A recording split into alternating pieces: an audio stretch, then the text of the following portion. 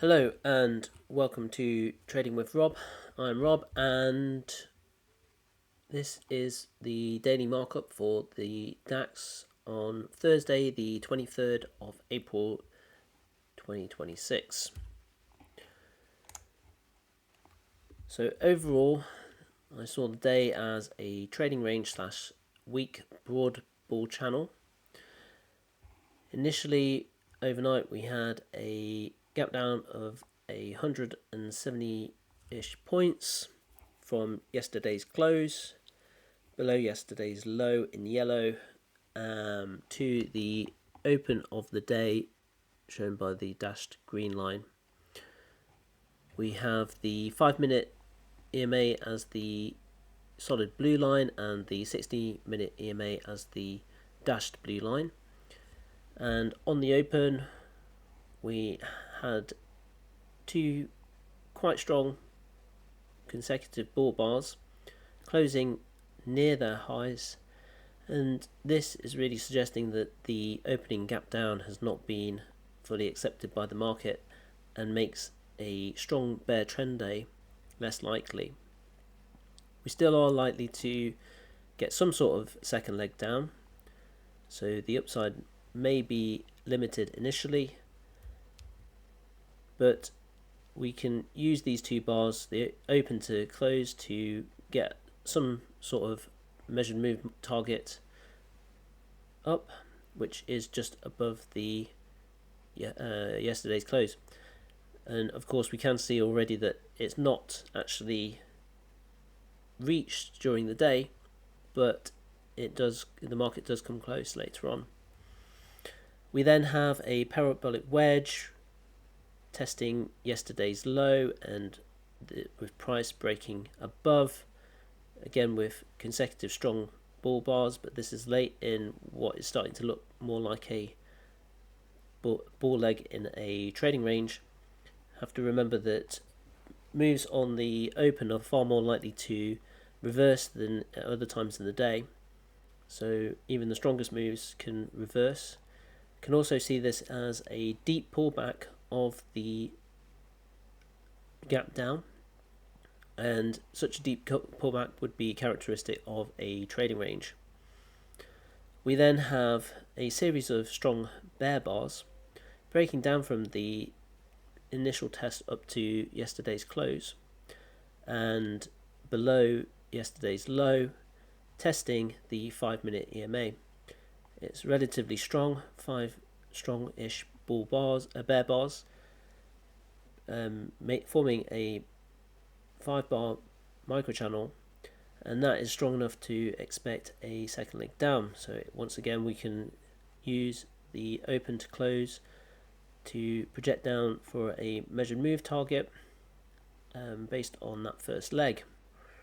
Then we did have a few bull bars to a pullback again of this first leg, relatively deep, testing above the yesterday's low, with this bar being a more of a doji bar with a very small body. The long tail above makes it more like a reversal bar since it's closing in the lower quarter of the bar, so reasonable to short below there as a low 1 entry. Expecting the second leg, which obviously we got, parabolic wedge slash second leg down to the 60-minute EMA, an open of the day, with a exhaustive bear bar late in the bear leg down. Some climatic and exhaustive, and likely a vacuum down to the measured move target formed from the first leg. Then this formed a lower low double bottom, which we might expect a response from, which led to several consecutive bull bars breaking above the open of the day, 60-minute EMA, and testing the breakup point from the second leg down. There's then another deep wedge pullback to a higher low double bottom. It is relatively weak again, so we're not having price action characteristic of a strong trend, more of trading range and short moves, and that can be seen with lots of tails above and below bars and hesitation, lack of follow through. Then have another series of bull bars up to a first leg, second leg move up, which is then followed by a two-legged move back down. So we've got quite complicated, confusing price action, typical of a trading range or wide channel. And then we have a parabolic move to test very close to yesterday's close, above the prior high of the day over here, forming a double top. There are multiple ways to draw this wedge, so again emphasizing how complicated the price action is, how confusing the situation is. We get some rejection again at yesterday's close, so sellers are there ready, and a small pause, and then a two-legged move back down to test to the other end of the range down at the day's open. Strong climactic bar, bear bar down, but also in this bar there is a reversal as shown by the long tail below. Buyers were found at the open and the bar reversed before closing just below the 60-minute EMA.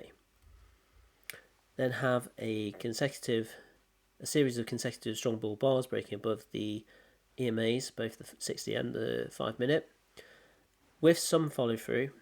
And this is a 3-bar bull microchannel setup, so it is likely to lead to a second leg up. And we did eventually get that, which developed into a triangle going into a tight trading range. At this point, it's getting slightly late in the day. The price is oscillating in a very tight range. It's usually better to wait for a clear breakout with follow through before placing trades in this situation. So it's reasonable to stop trading at this time. But then there is another breakout, forming a double breakout from the triangle, forming a double top with the prior highs of the day. Again, back in the top of the range for the day. And while it is a breakout, triangle breakouts normally fail about 50% of the time in reverse, and have to remember that triangles are areas of agreement, so they will often be retested. Looking at the best trades for the day, initially after the consecutive strong bull bars, I think it's reasonable to buy above one of these, looking for potentially a measured move up. Once you start to get reversal at resistance of yesterday's close and yesterday's low, it's reasonable to at least exit. But once we've got consecutive bear bars with a strong close below the yesterday's low, we're looking for a short entry, and that continues as the market works itself lower. Then on the pullback, looking for the low one entry. It's a reasonable bar for entry, and as the bars develop, continuing to sell below strong bear bars until get such a climactic bar. It's so climactic that bears will start to take profits, looking for a windfall. It's not characteristic of expecting exhaustion because it's not characteristic of a strong trend.